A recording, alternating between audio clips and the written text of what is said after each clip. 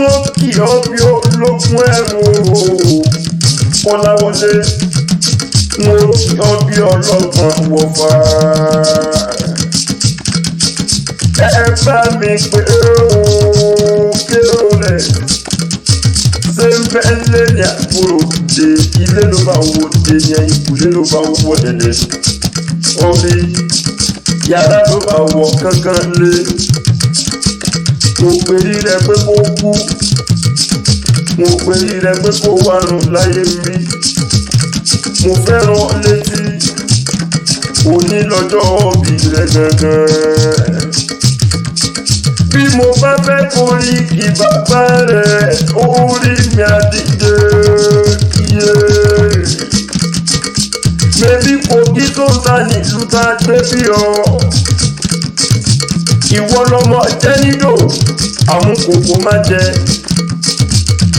Ọ̀jẹ̀ kíní jẹ àmúkòkò má jẹ. Ìwọ lọmọ awúsù lẹ́ràn améwùrà lẹ́ràn. Ọmọ ẹja lásàmẹ́kùn níbẹ̀rù. Ọmọ owó kìí tán, owó tẹ́rí ó ní tán, kó má kòrò sẹ́yìn ọgbà. Ọmọ amúgbá owó, ọmọ fọ́pọ̀ lódìndí. Ìwọ sani ọmọ fepo fọwọ́, ọmọ fepo fẹsẹ̀, ọmọ fepo fọ gbogbo ara. Kérò rẹ̀ ẹlẹ́yin ju ẹgbẹ́ tó ń ta ni bàbá tó bí ọlọ́mọ.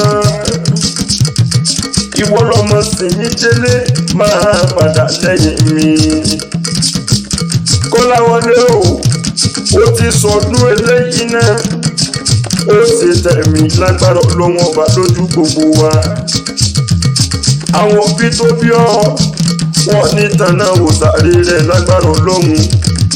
Ìwọ fúnra rẹ̀ ọdún ní tanná wò sáré ọmọ láyé bí. Gbogbo tó kójọ láyé kò ní ìwọlẹ̀ lójú rẹ̀. Torí àsọdúnmọ́dún làwà sọdúnmọ́dún. Àsoròmórò tó ń dá làwà soròmórò. Ọdún ìdùn ká mọ́ rọ̀mọ̀bì lórí àtẹ kórìjó pẹ́ láyé o. Níre níre lọ́rọ̀ àtàrí. Ojú rẹ báyìí là sí wowó. Ojú rẹ báyìí là sí wọmọ tuntun. Òní tètè kú mo ti rojú ọ̀la lójú rẹ̀. Kérò rẹ̀ òní lọ́jọ́ bí rẹ̀. Sá máa jó kó máa yọ̀ ní tìyẹ. Happy birthday to you.